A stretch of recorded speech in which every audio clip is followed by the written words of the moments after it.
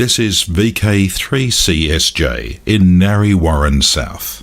Please stand by for this morning's WIA broadcast at 9 a.m. on 1825 kHz in the 160 metre amateur radio band.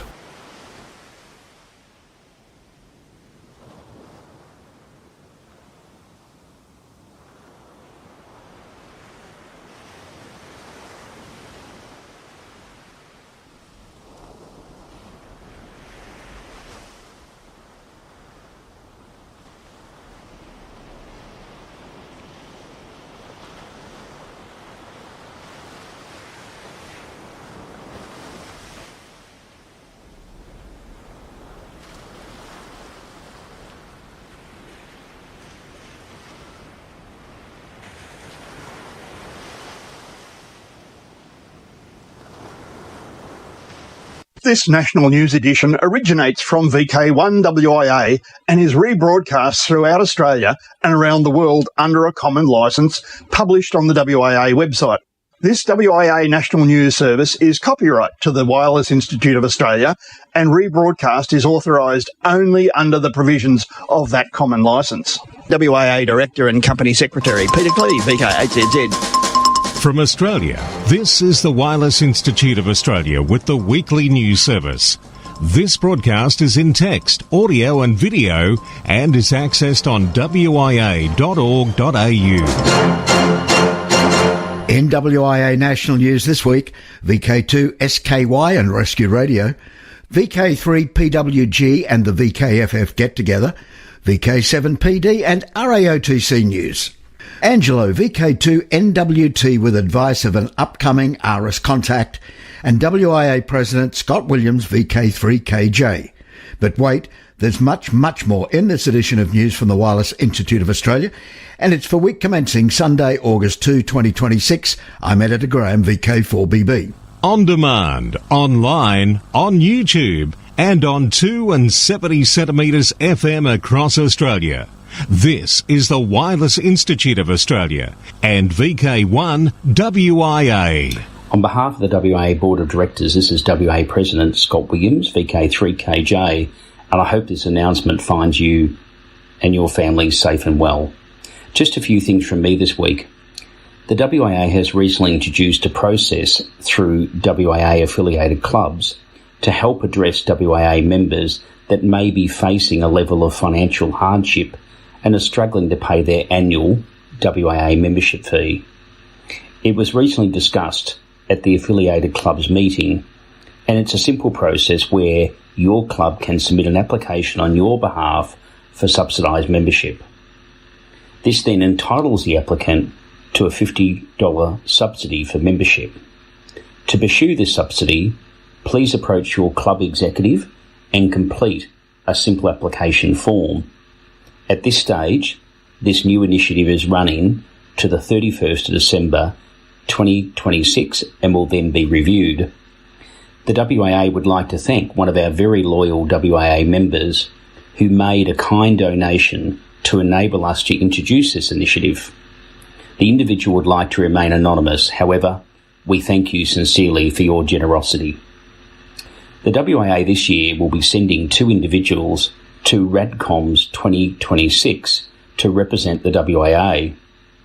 RADCOMS is the ACMA biggest spectrum management event and is held every second year. This year, it will be held at the RACV Club in Melbourne on the 25th and 26th of August, and both Justin Giles Clark, VK7TW, and Peter Young, VK3MV, will attend and represent the WIA. RADCOMS is a wonderful opportunity to explore current and emerging challenges, hear about major issues and developments from government and industry that relate to spectrum management. I know both Justin and Peter are looking forward to attending and continuing to strongly represent the WIA. The WIA places high importance on discussions involving spectrum management and is critical to the future of our hobby.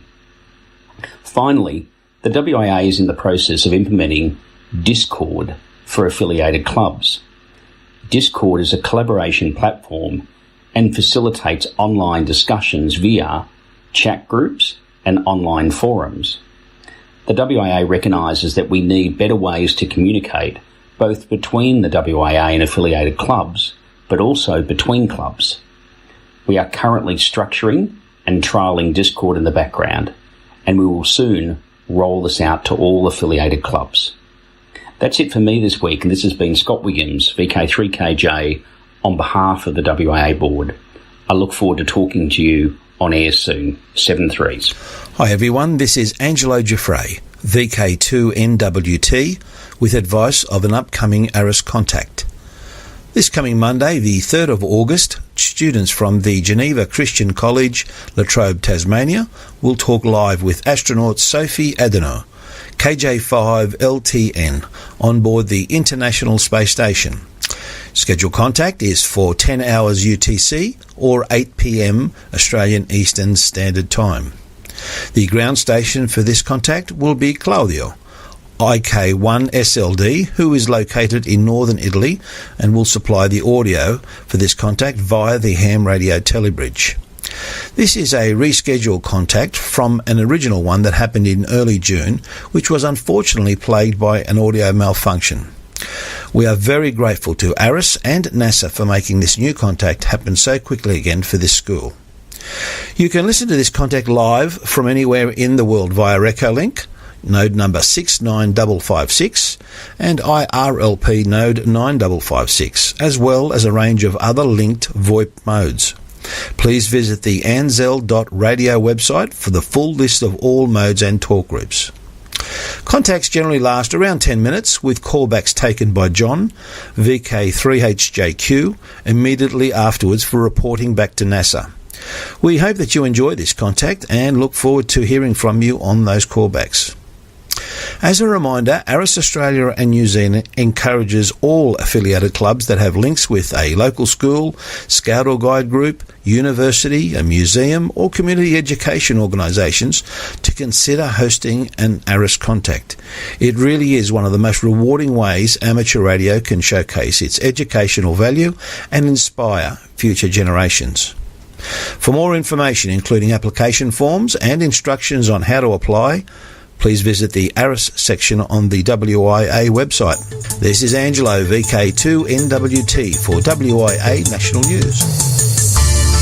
From here, there and everywhere, you've tuned to the Wireless Institute of Australia's National News Service. We are VK1WIA. Now with international news, Jason, VK2LAW. Hello. From Australia to the world. Australian quantum technology company Quantex Labs has achieved an historic world first by successfully commissioning an optical frequency comb in orbit.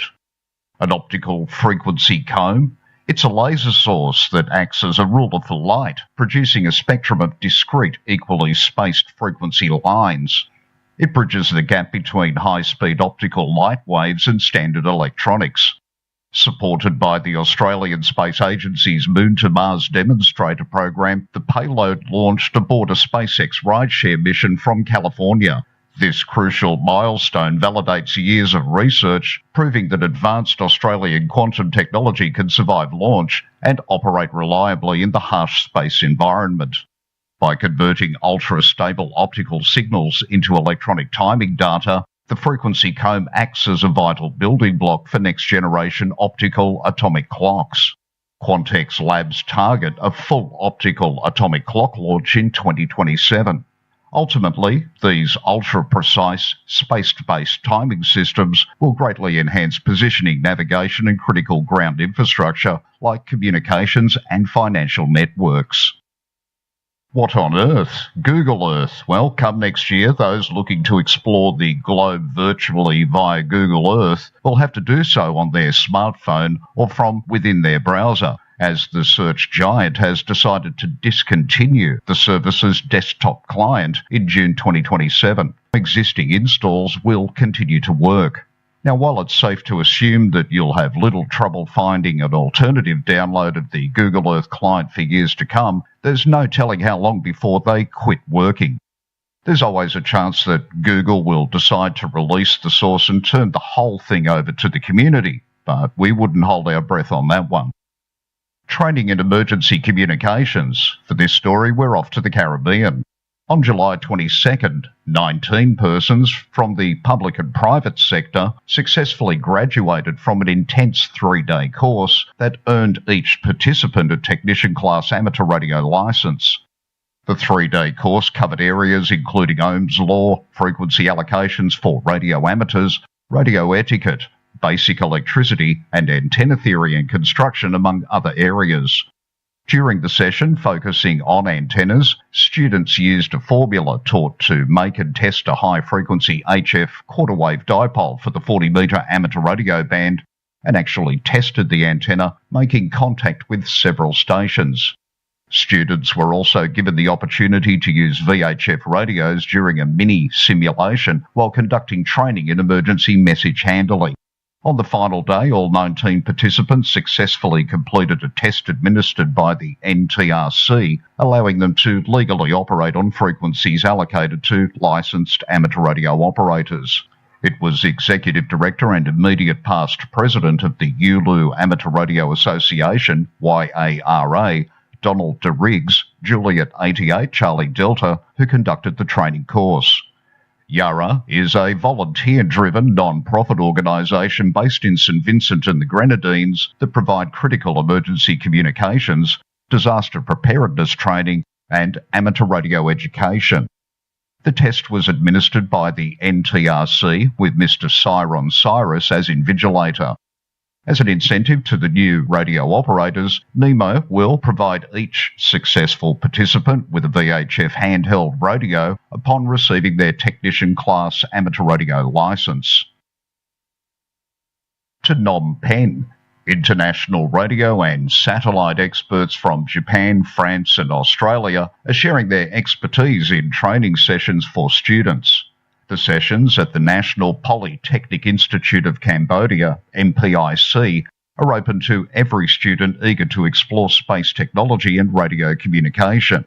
They're run with the cooperation of the Ministry of Posts and Telecommunications, MPTC, and the Telecommunication Regulator of Cambodia, TRC. Students learn about the fast-paced world of low Earth orbit LEO satellites and get involved by building and using homemade antenna systems to track these fast-moving satellites across the sky. And finally, to the Philippines, amateur radio volunteers from Delta X-Ray 2 Alpha Foxtrot Papa, alongside personnel from the United States Marine Corps, voluntarily deployed emergency radio equipment at the Philippine Red Cross Command Centre in Loag City as severe tropical storm Quiapo continued to damage several parts of northern Luzon. The deployment was aimed at strengthening emergency communications capabilities and ensuring reliable, redundant communication links should conventional telecommunications be disrupted by the severe weather. For WIA National News in Sydney, I'm Jason, VK2LAW. We are VK1WIA. Now, operational news with VK4FUQ. Felix. Hello there. Now, contest-wise 2026. August 1, European HF Championship CW phone. Note this is Europe working Europe only. August 2, SARL HF phone contest. August 4, a Tuesday, 29 minutes of fun, tripled. ZL Sprint, 0800 hours to 0829 hours UTC CW, 0830, 0859 hours UTC SSB, 0900 hours, 0929 hours UTC digital. August 8 and 9, the EME, 2.3 GHz and up. August 15, 16, RD contest. August 29-30, Alara contest. September 19-20, VHF UHF field day. Now let's open the DEX window to the world. GB64 MOD is a special event station that celebrates the spirit of the mod movement through amateur radio and will be active 1 to 31 August. The 64 in this call celebrates the year 1964, which became a landmark year for mod culture. The mod scene went on to influence British fashion, music, and youth culture for generations. GB64 MOD. ARRL has introduced a new 10-band DXCC award plaque, recognising radio amateurs who have achieved DXCC on all 10 HF bands from 160 through 6 metres. The new award celebrates the accomplishment of having confirmed at least 100 DXCC NDs on each of the following bands: 160, 80, 40, 30, 20, 17, 15, 12, 10 and 6 metres. Eligibility is based on total QSLs reflected in your ARRL Logbook of the World account. International Dog Day and International Cat Day special event. An international group of operators will be on the air throughout the month in a mutual celebration of International Cat Day and International Dog Day. The combined special event stations will be active from the 1st of August through the 31st of August to call attention to the needs of abandoned, abused and homeless pets around the world, and to advocate for adoption and humane treatment. In the spirit of friendship and the shared love of animals, they'll be looking to raise awareness and hear one another's stories. You may also visit the websites dogdayradio.org and catdayradio.org for updates about both events. And during this time, August 8 is One Perfect Day. Catpics in the Air CPOTA 2026 will celebrate International Cat Day by transmitting images of cats via SSTV. This contest will score the number of QSOs made by each operator. Special call signs PD6 MEOW Netherlands and N1C US are just a couple which will be purring along. For WIA National News, I'm Felix, VK4FUQ in Ingham. At the Q News Workbench, the ARRL's board has approved the creation of an ARRL open source amateur radio competition.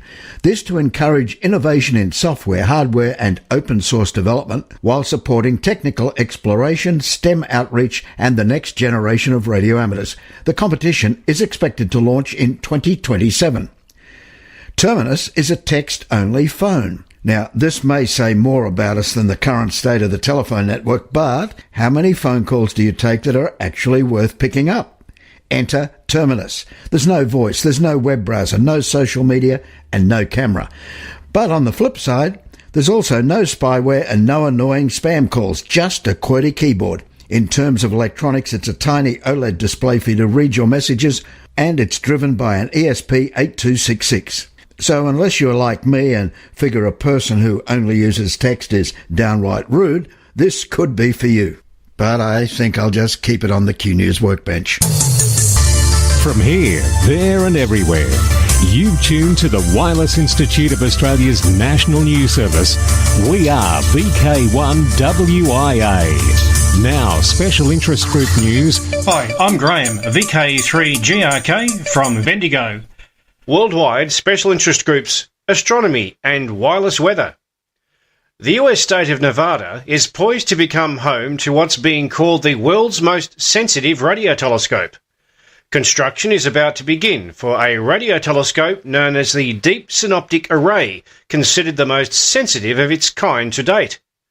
The project is being led by the California Institute of Technology and is planned for the Nevada desert. According to the Caltech website, the telescope recently passed its final design review, allowing building to begin on what will ultimately be a collection of 1,650 radio dishes covering an area of 12 by 10 miles, or 20 by 16 kilometres. Jodrell Bank, Britain's most famous radio astronomy observatory, with a history spanning nearly 8 decades, is on the verge of closure. The facility is set to lose its entire annual funding of £2.8 million. Unless scientists and management can secure alternative investment, all observations at the site will cease on April 1st, 2028. Each time the moon covers the sun during a total solar eclipse, darkening daytime skies and briefly revealing the sun's ethereal outer atmosphere, the corona, it presents new opportunities to better understand our star and its influence on Earth. On Wednesday, August 12th, as the next total solar eclipse sweeps over Greenland, Iceland and Spain, NASA-funded science teams will be chasing the moon's shadow with a high-altitude jet and scientific balloons to investigate the sun's dynamics and how the temporary darkening of our skies affects our atmosphere. Look up and learn. Worldwide Special Interest Group News, Summits on the Air, Worldwide Fauna Program, Parks on the Air and other adventure groups. Peter, VK3PWG, pops in. Do you want to find out more about the WWFF VKFF program? Now you have the opportunity to learn more about the VKFF program at the annual VKFF get-together held in Albury from Friday, October 30 until Sunday, November 1. This year's annual VKFF get-together features presentations from Dave G4AKC, who operates pedestrian and bicycle mobile, and also hear how SANS VK9WX activated Willis Island VKFF 0574. During the course of the weekend, you will be able to browse activator exhibits and trade displays. The evening presentation begins with dinner, followed by a presentation by Chris, VK3QB, team leader for the VJ2L Lord Howe Island D expedition. Sunday's VKFF get-together activities start with breakfast, followed by an antenna building workshop. Then choose one of the nearby VKFF parks that you can activate alongside experienced activators and pick up some tips and tricks along the way. On Sunday evening, enjoy dinner while comparing notes after your day's activities. To attend this year's VKFF get-together in Albury, you will need to book early as places are limited and walk-ups on the day cannot be accepted. For more information and bookings, go to the WWFF Australia website. You will find that at www.ffaustralia.com. Put it in your diary now for October 30 until November 1 at Albury. This is Peter, VK3, Papa Whiskey Golf. See you there. Worldwide Special Interest Groups, Balloons. South Africa. Balloons carrying amateur radio, BACAR 14. Mission Skybridge is planned for launch on 17th of October 2026. This year the focus will be on testing airborne amateur radio technologies that may assist SARL, Hamnet, the South African equivalent of our WISN, during disaster response and search and rescue operations. The mission will test Meshtastic on 2 frequencies, LoRa APRS, LoRa point-to-point links, 2-meter APRS, SSTV imaging, and crossband repeater capability. Worldwide Special Interest Groups, Final Frontier. Amazon's LEO proposes satellite constellation for direct-to-phone service. Partnered with NBN Co here in Australia, Amazon's LEO has proposed a constellation of around 5,000 satellites to provide direct-to-device voice and data connectivity, joining a growing race among satellite operators to beam mobile services directly to smartphones. The proposed network would provide voice, messaging, data and emergency services in areas beyond the reach of terrestrial cellular networks, with satellite deployment beginning in 2028, and use the mobile satellite spectrum of Globalstar, which Amazon agreed to acquire earlier this year. Amazon LEO has announced partnerships with Vodafone, DirecTV, South African company Herotel, and Australia's NBN Co. Worldwide Special Interest Groups, Rescue Radio. Hi, I'm Richard VK2SKY. Previously, I've mentioned WinLink and how it's useful for emergency communications when you need to bypass damaged local infrastructure. A large part of WinLink's power comes from gateways, which can route WinLink radio traffic via the internet.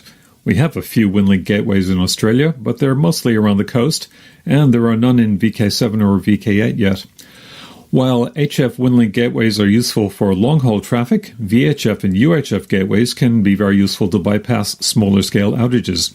They're also quick and easy to set up. A Raspberry Pi Zero, a radio interface or packet TNC, and a spare mobile radio can do the job quite nicely. You can be online and part of the WinLink global network in just an hour or two. It may be time to dust off your old packet radio gear and put it to good use. Last week's news mentioned HamGPT, an online AI co-pilot customized for radio amateurs. All well and good when you have internet or mobile access, but what if you're in a remote area with no communications except your HF radio? WinLink to the rescue once again.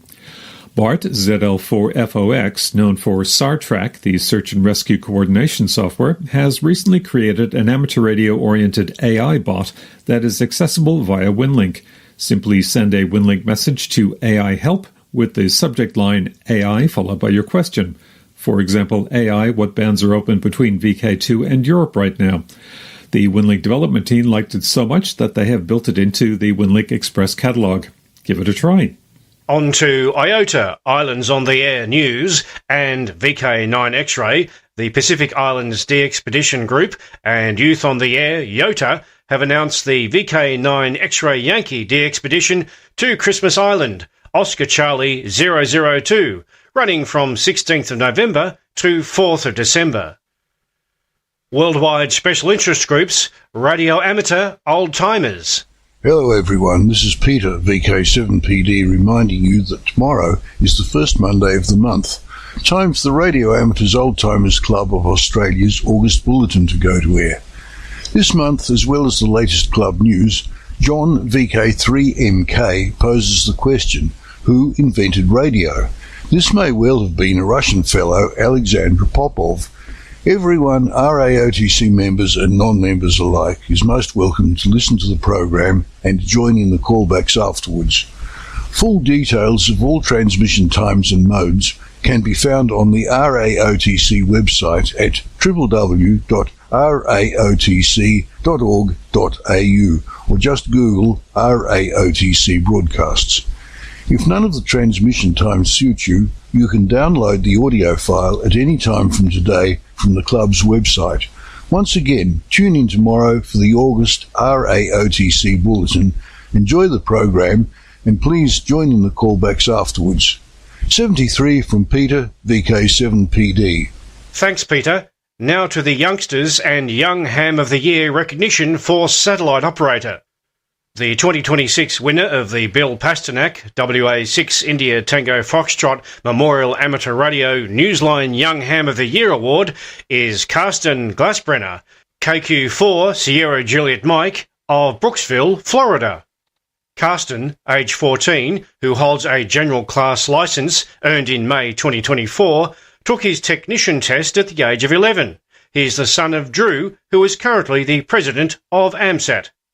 Award Committee Chairman Mark Abramovich, November Tango 3 Victor, reported that Karsten was almost speechless when he learned in a recent phone call he had been selected as this year's Young Ham of the Year award.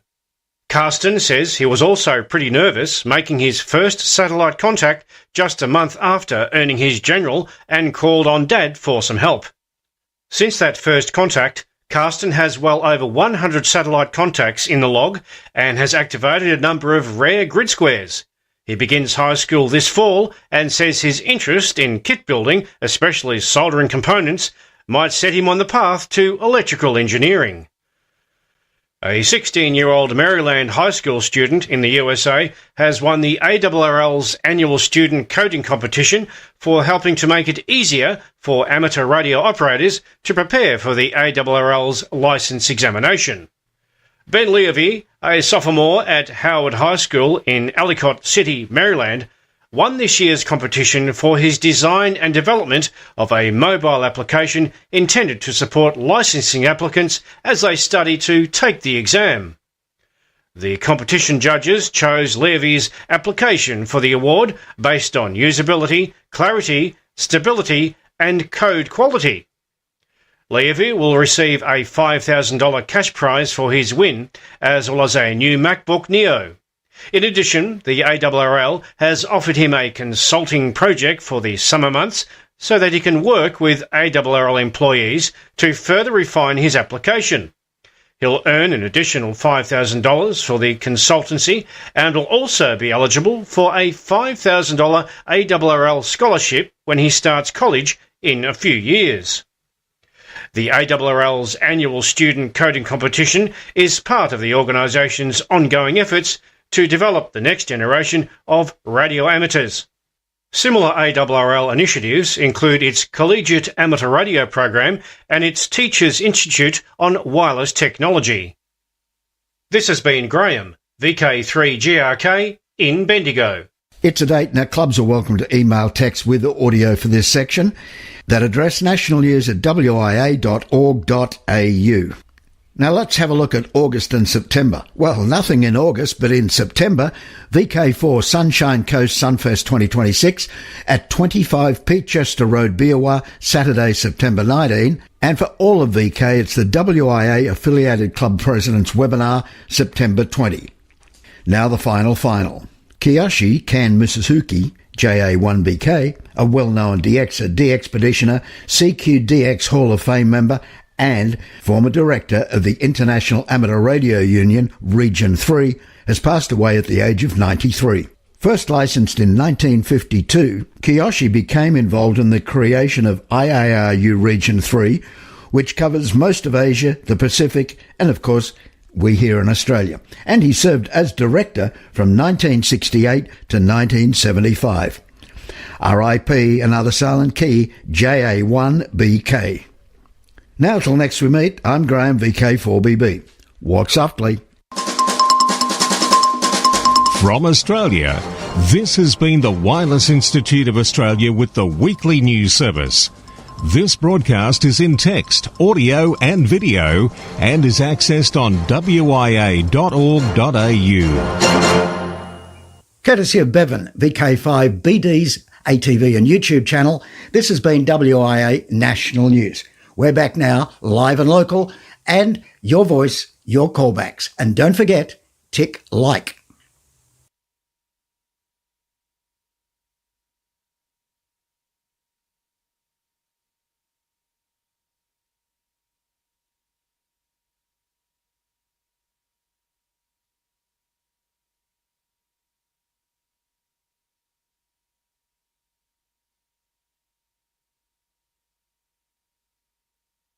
Greetings, listeners. This is VK3OTN, the official station of the Radio Amateurs Old Timers Club of Australia, with this month's news and information bulletin for members and friends of the club for August 2026. I am Andrew, a VK3 Charlie Alpha Hotel. Details on when to hear the news and information bulletins are available at the club's website, www.raotc.org.au.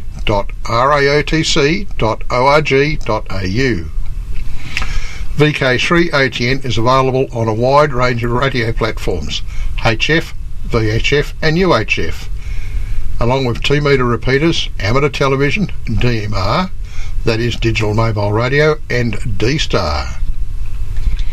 These news broadcasts are available for download for up to 6 months, just in case you missed the original news broadcast from the RAOTC website. Just put RAOTC into your favourite search engine. If you'd like to contact the club, then why not send us an email?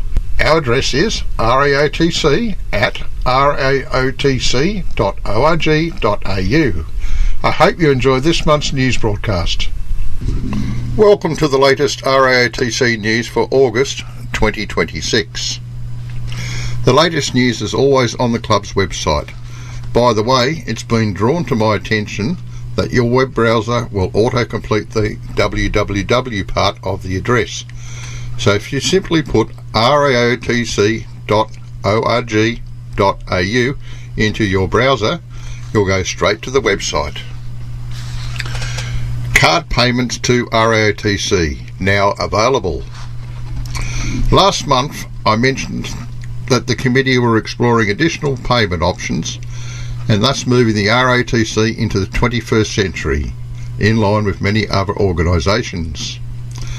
At the time, we were in the process of fine-tuning things along with final testing to see that all goes smoothly, and by the time you hear this, everything should be working just fine. Additional payment options are now available in addition to cash over the counter at any branch of the Bendigo Bank, along with direct funds transfer via internet banking. We have no mechanics for accepting cash directly, for example, when someone turns up at a luncheon. To ensure an audit trail, it has to go into the bank along with a receipt being issued, and who's going to do that? Certainly it won't be me.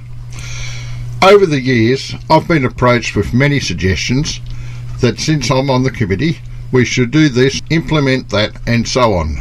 Wrong. You volunteer to be on committee, and then with the rest of the committee's approval, you can implement your suggestions. Card payments are now available for all payments to RATC.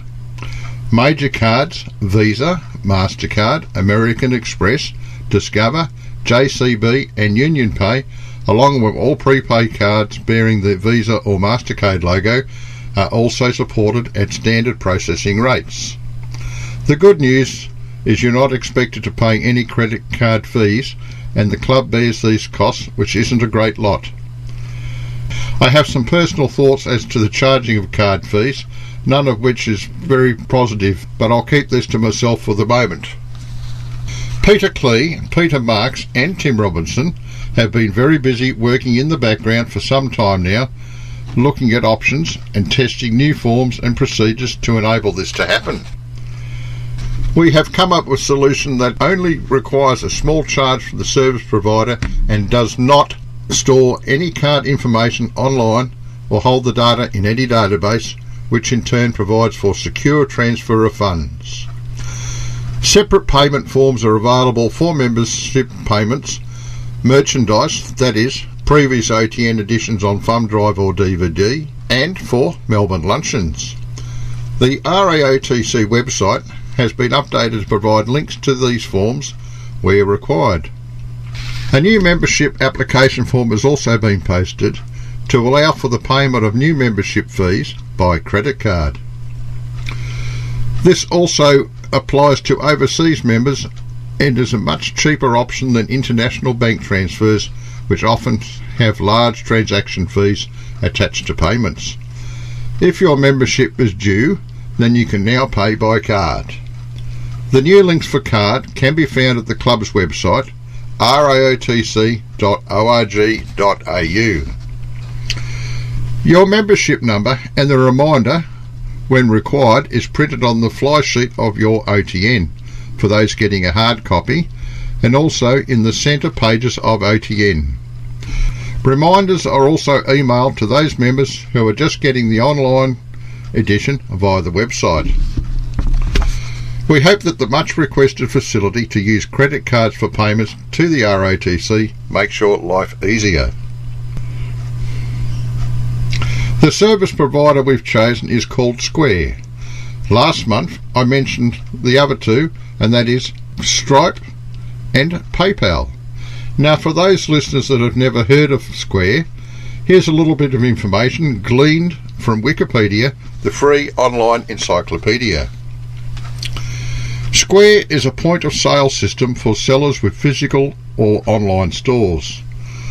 Launched in 2009 by Block Incorporated, formerly Square Incorporated, it enables merchants to accept card payments and manage business operations.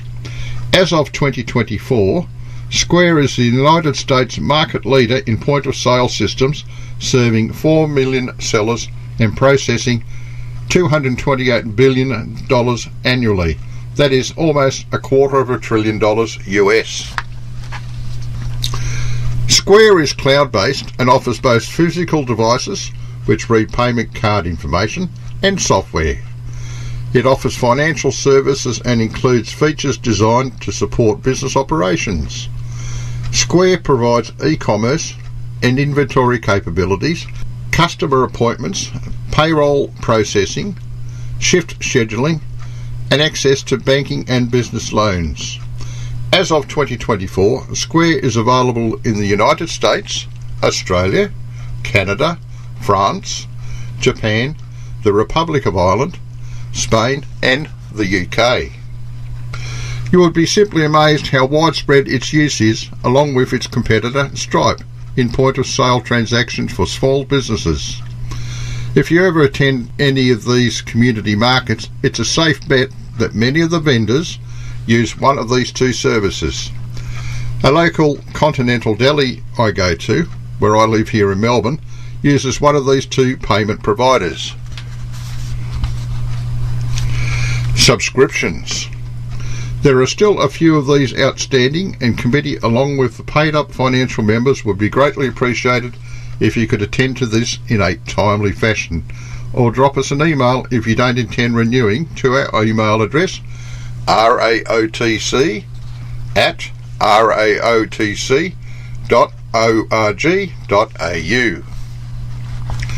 Perth promos. I've mentioned this particular matter before, however, we are still after someone from VK6 to take over doing the promotions for the local Western Australia amateur radio news. Clive Wallace, VK6 CSW, is not going to be able to do it forever.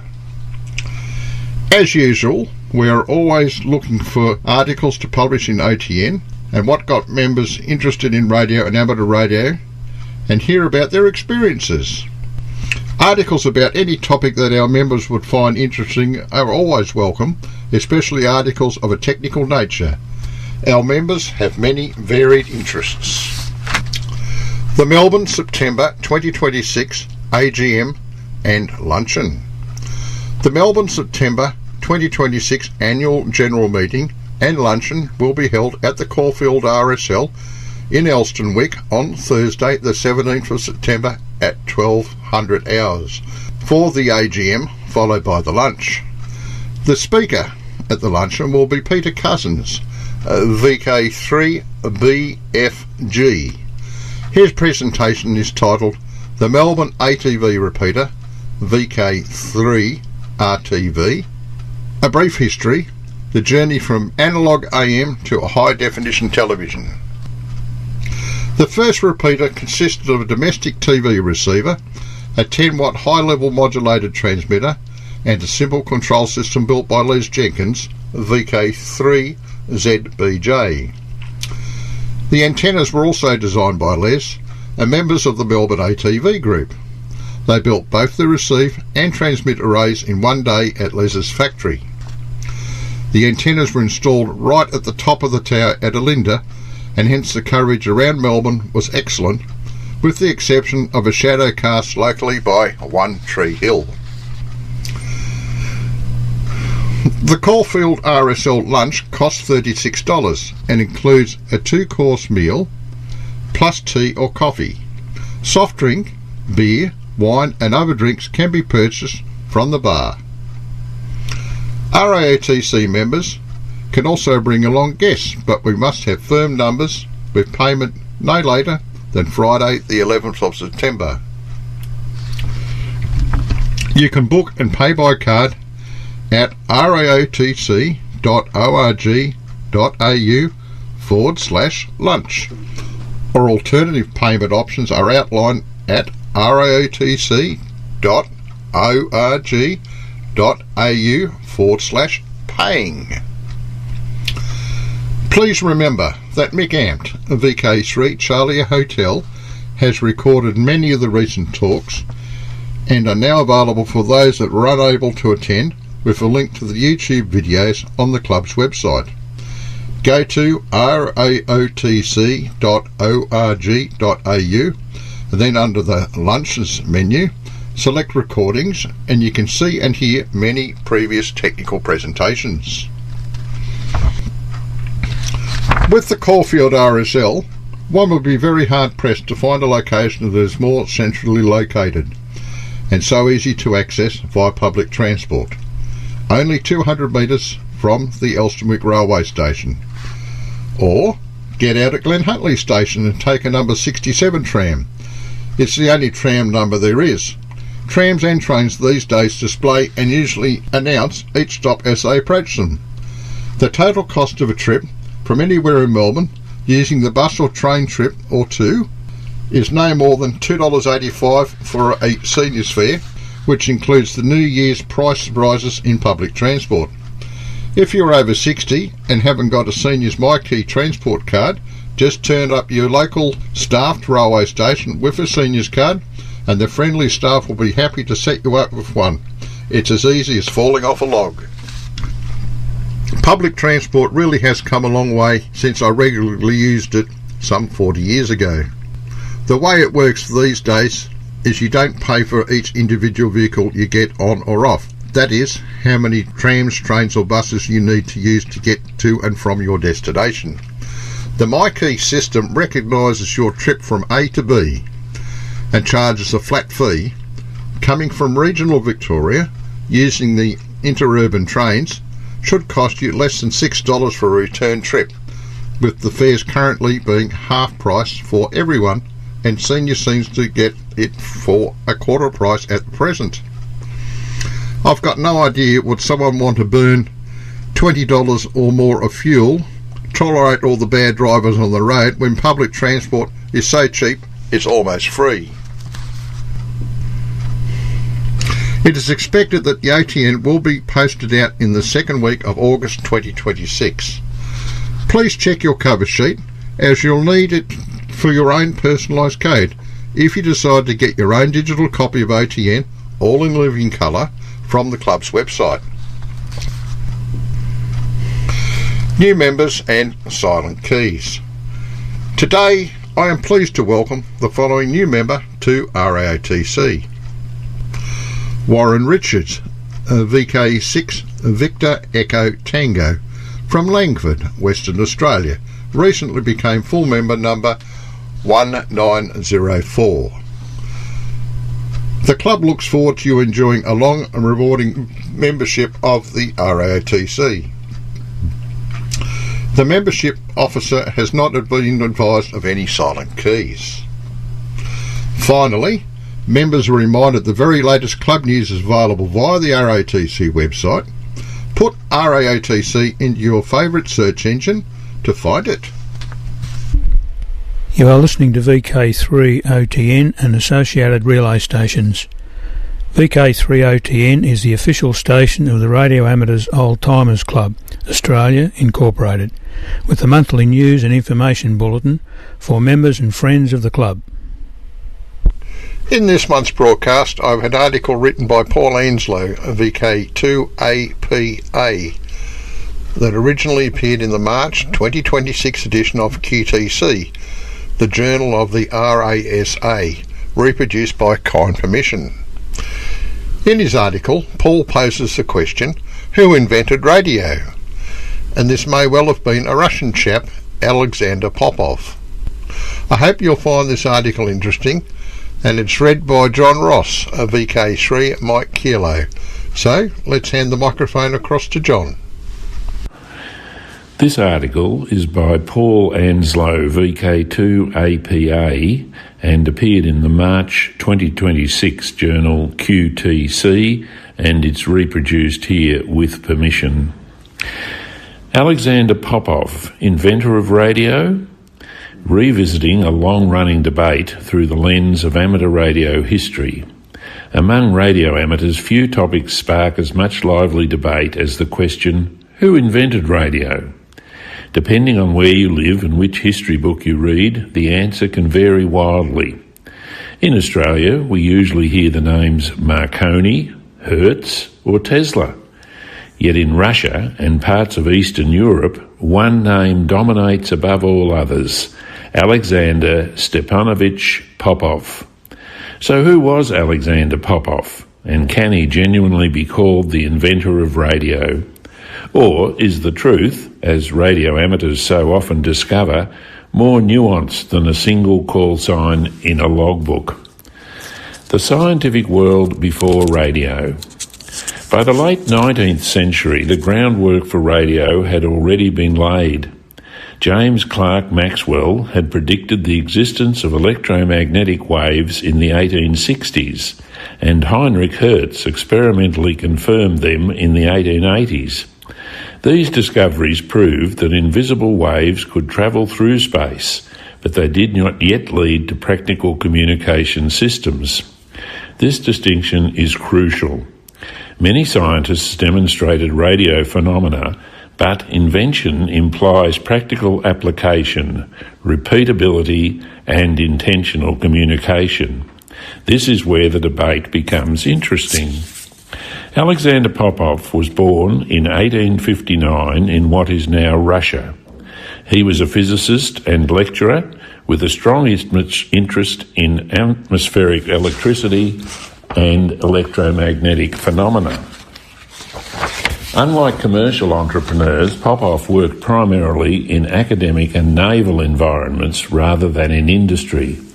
Popov's most famous public demonstration took place on the 7th of May 1895, when he presented a device to the Russian Physical and Chemical Society.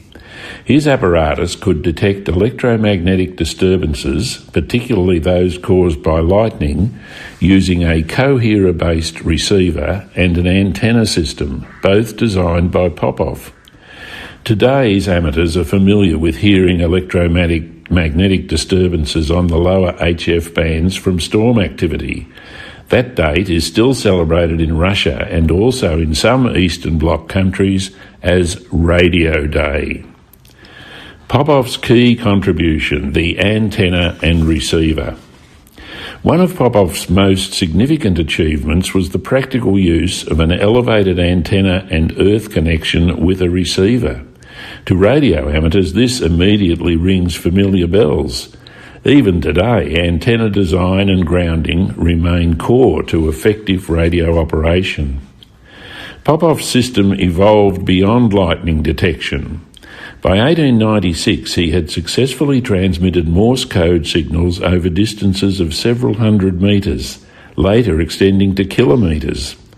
Notably, he demonstrated ship-to-shore communication for the Russian Navy, strikingly similar to early maritime radio elsewhere. From a technical perspective, Popov clearly understood the essentials of radio reception and signalling. So why isn't Popov universally credited? Here's where the story diverges from that of Guglielmo Marconi. Popov, A, did not aggressively patent in his work, B, published selectively, often in Russian, C, focused on scientific and naval applications, and D, had little interest in commercial exploitation.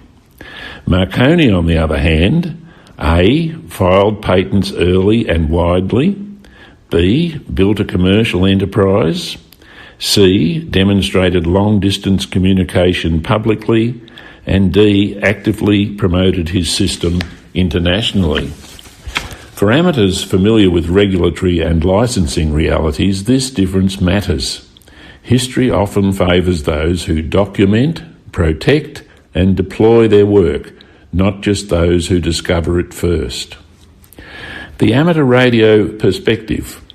From an amateur radio standpoint, the Popov versus Marconi debate mirrors many discussions we still have today. Is innovation about first discovery or practical implementation? Does contribution outweigh commercial success? How much does documentation matter? Popov's work undeniably advanced receiver technology and antenna use. His work helped transition radio from laboratory curiosity to an operational tool.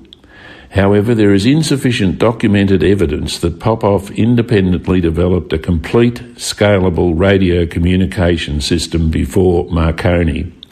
Popov's goals were different to those of Marconi. That doesn't diminish his importance, it refines it. Multiple inventors, one technology.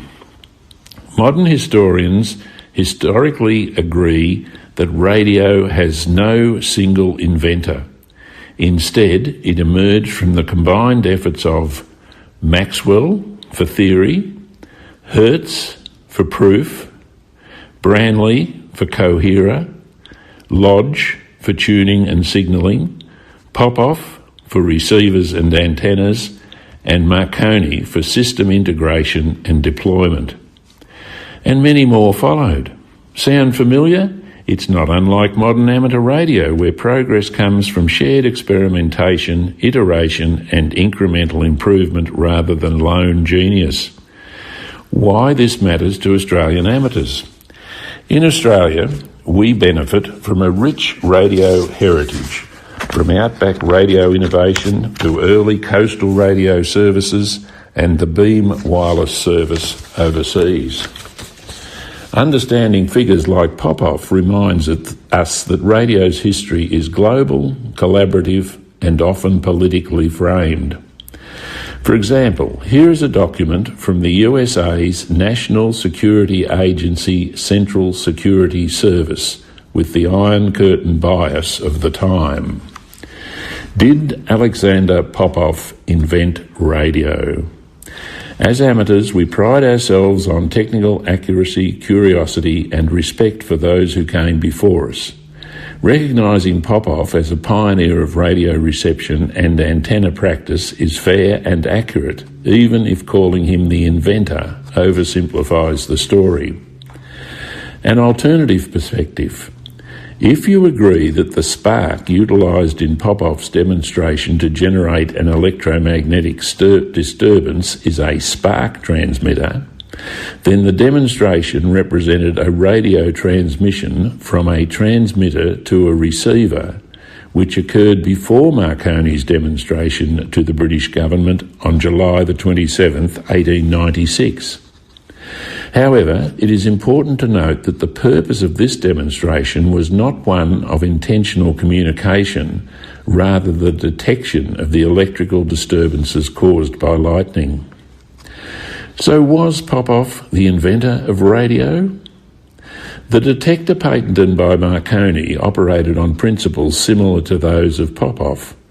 During that period, significant advancements were being made in science, yet the means of collaboration were limited compared to today. It was quite common for various scientific thinkers to work in isolation and independently develop the same theories, inventions, and solutions. Following a presentation demonstrating lightning detection on May the 7th, 1895, Popov then authored an article that was published in the Journal of the Russian Physical-Chemical Society.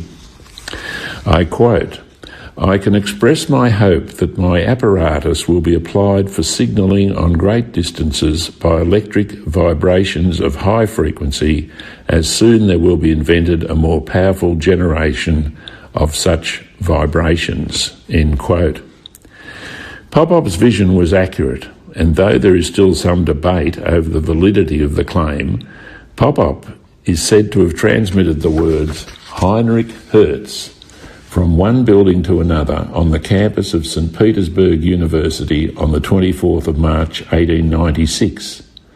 The debate stemmed from the facts that report of this demonstration were not published until years later, and the fact that no one could speak of Popov's work because it was for the Navy and not intended to be public knowledge. The Navy required Popov to sign a non-disclosure statement. So the most honest answer is no, but he was one of several of its essential architects. Alexander Popov deserves recognition as a brilliant experimentalist whose work directly influenced early radio practice. But invention, in the fullest sense, belongs to a community of minds rather than a single individual. And that, perhaps, is a conclusion radio amateurs everywhere can agree on. Remember Alexander Popov, Radio Day, on the 7th of May. This article was contributed by Paul Anslow, VK2 APA, and appeared in the March 2026 Journal of QTC. I'm John, VK3MK.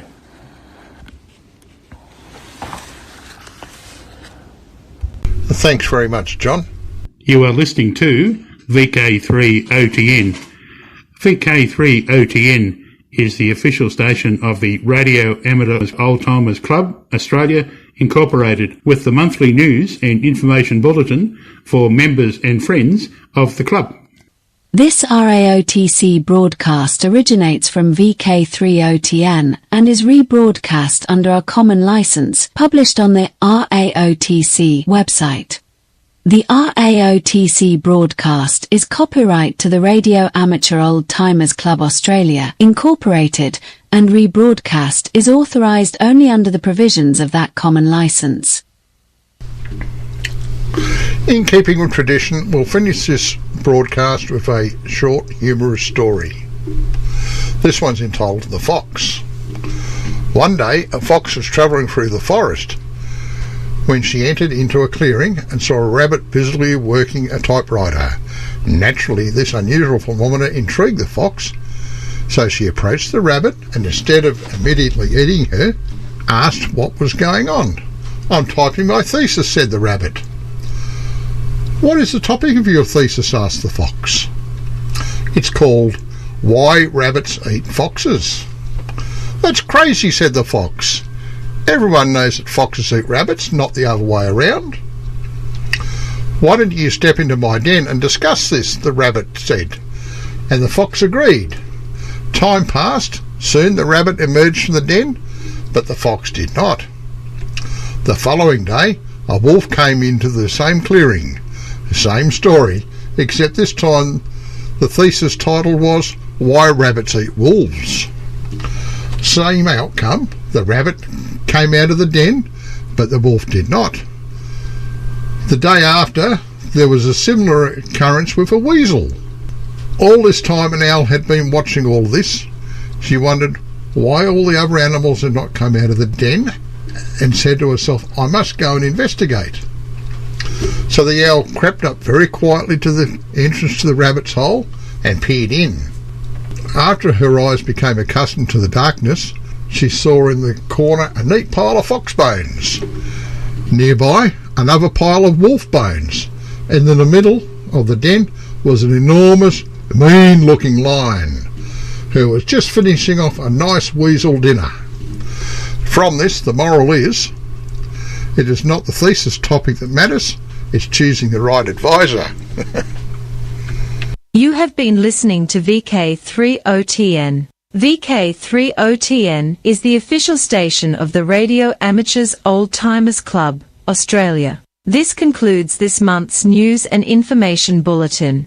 The next RAOTC news and information broadcast will take place on the first Monday of next month, on the same frequencies, and at the same times as today, with the exception of January. Thanks for being with us, and we hope you will join in the callbacks, where callbacks are taken. 73 everyone.